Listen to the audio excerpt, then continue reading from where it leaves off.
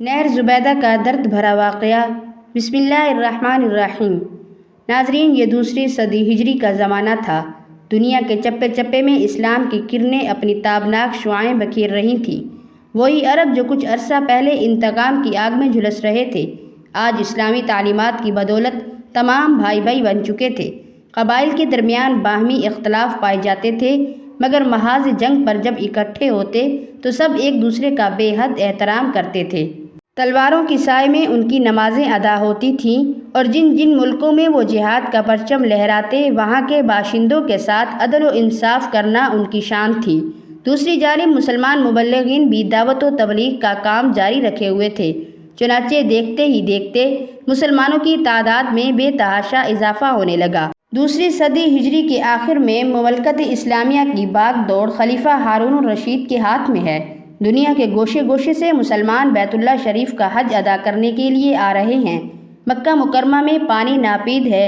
حجام کرام اور اہل مکہ بڑی مشکل سے کسی طرح پانی کا بندوبست کر پاتے ہیں۔ اسی زمانہ میں ملکہ زبیدہ بنت جعفر فریضہ حج کی ادائیگی کے لیے مکہ مکرمہ آتی ہیں۔ انہوں نے جب اہل مکہ اور حجام کرام کو پانی کی دشواری اور مشکلات میں مبتلا دیکھا تو انہیں سخت افسوس ہوا۔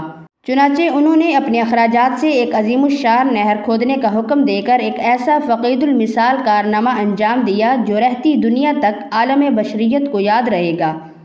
جعفر زبیدہ بنت جعفر بن ابو جعفر منصور ہاشمی خاندان کی چشم و چراغ تھیں۔ یہ خلیفہ ہارون الرشید کی چچا زاد بہن تھی۔ ان کا نام العزیز تھا۔ ان کے دادا منصور بچپن میں ان سے خوب کھیلا کرتے تھے۔ ان کو زبیدہ دودھ پلانے والی متھانی کہہ کر پکارتے تھے۔ چنانچہ سب اسی نام سے پکارنے لگے اور اصلی نام لوگ بھول ہی گئے۔ یہ نہایت خوبصورت اور ذہین و فطین تھی۔ جب جوان ہوئیں تو خلیفہ ہارون الرشید سے ان کی شادی ہو گئی۔ یہ شادی بڑی دھوم دھام سے ذو الحجہ 125 ہجری میں ہوئی۔ ہارون الرشید نے اس شادی کی خوشی میں ملک بھر سے عوام و خواص کو دعوت پر بلایا اور مدعوین کے درمیان اس قدر زیادہ مال تقسیم کیا جس کی مثال تاریخ اسلامی میں مفقود ہے۔ اس موقع پر خاص بیت المال سے اس نے 50 ملین درہم خرچ کیے۔ ہارون الرشید نے اپنے خاص مال سے جو کچھ خرچ کیا وہ اس کے علاوہ تھا۔ ہارون الرشید ملکہ زبیدہ سے بہت زیادہ محبت کرتا تھا۔ ایک مرتبہ اس نے اپنی بیوی کو یہ کہہ کر پکارا کہ نہر ذرا ادھر آنا۔ زبیدہ نے بعد میں مشہور عالم اسماعی کو بلوا کر پوچھا، امیر المؤمنین مجھے نہر کہہ کر پکارتے ہیں، اس کے کیا معنی ہیں؟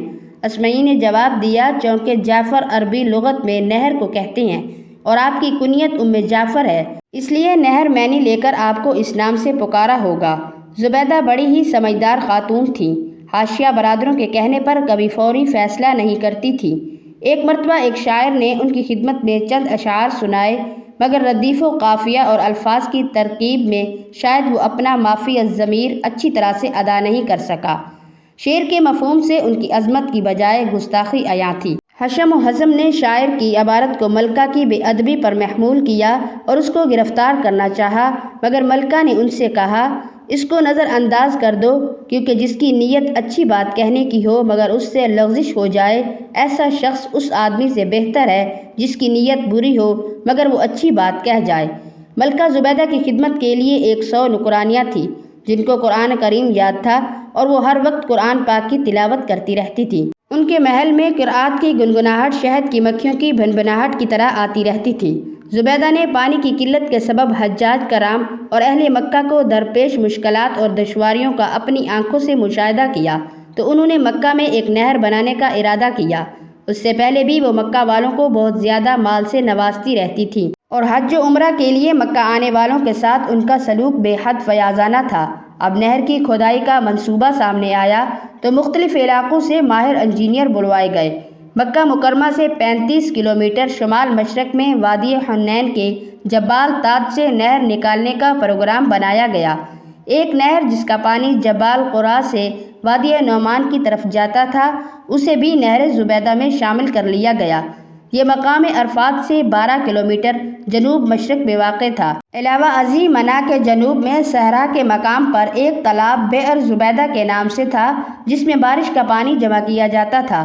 اس سے 7 کاریزوں کے ذریعہ پانی نہر میں لے جایا گیا پھر وہاں سے ایک چھوٹی نہر مکہ مکرمہ کی طرف اور ایک عرفات میں مسجد نمرہ تک لے جائی گئی۔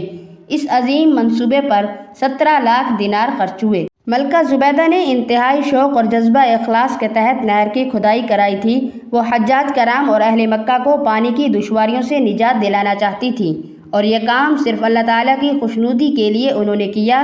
اس کا اندازہ اس بات سے لگائیں کہ جب نہر زبیدہ کی منصوبہ بندی شروع ہوئی تو اس منصوبہ کا منتظم انجینئر آیا اور کہنے لگا، آپ نے جس منصوبہ کا حکم دیا ہے اس کے لیے خاصے اخراجات درکار ہیں، کیونکہ اس کی تکمیل کے لیے بڑے بڑے پہاڑوں کو کاٹنا پڑے گا، چٹانوں کو توڑنا پڑے گا، نشیب فراز کی مشکلات سے نمٹنا پڑے گا، سینکڑوں مزدوروں کو دن رات محنت کرنی پڑے گی، تب کہیں جا کر اس منصوبہ کو پایا تکمیل تک پہنچایا جا سکتا ہے۔ یہ سن کر ملکہ زبیدہ نے جو جواب دیا وہ دلچسپ بھی ہے، اور اس سے ان کی قوت فیصلہ اور منصوبے سے دلچسپی کا اظہار بھی ہوتا ہے۔ انہوں نے چیف انجینئر سے کہا، اس کام کو شروع کرو، خواہ کلہاڑے کی ایک ضرب پر 1 دینار خرچ آتا ہو۔ اس طرح جب نہر کا منصوبہ تکمیل کو پہنچ گیا تو منتظمین اور نگراں حضرات نے اخراجات کی تفصیلات ملکہ کی خدمت میں پیش کیں۔ اس وقت ملکہ دریائے دجلہ کے کنارے واقع اپنے محل میں تھی۔ ملکہ نے وہ تمام کاغذات لیے اور انہیں کھول کر دیکھے بغیر دریا میں ڈال دیا اور کہنے لگی، الہی، مجھے دنیا میں کوئی حساب کتاب نہیں لینا، تو مجھ سے قیامت کے دن حساب نہ لینا۔ ملکہ زبیدہ نے یہ عظیم الشان کام انجام دے کر حجام کرام اور باشندگان مکہ مکرمہ کو پانی کی قلت کے سبب درپیش مشکلات کا مسئلہ حل کر دیا۔ اللہ تعالیٰ اس نہر کو ان کے حق میں صدقہ جاریہ بنائے۔ ان کی وفات بغداد میں جمادی الاولیٰ 216 ہجری میں ہوئی۔ ناظرین، اللہ تبارک و تعالیٰ سے دعا ہے کہ اللہ تعالیٰ ہمیں نیک عمل کرنے کی توفیق عطا فرمائے اور ہمیں دین اسلام کی سمجھ عطا فرمائے، آمین ثم آمین۔ ناظرین، امید کرتے ہیں ہماری آج کی یہ ویڈیو آپ کو ضرور پسند آئی ہوگی۔